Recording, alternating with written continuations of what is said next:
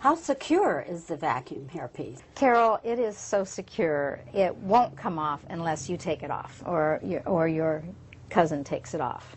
Let me demonstrate. I'm going to have you grab a hunk of hair and give a tug and tell me what you think. You can actually pull harder if you want. It won't come off. Yeah, it's not going to come off. It is not going to come off. It doesn't come off unless it's taken off intentionally.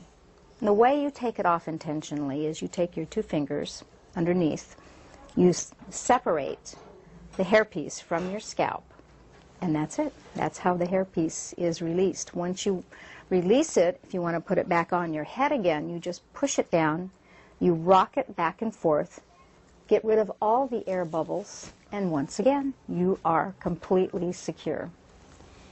That's amazing.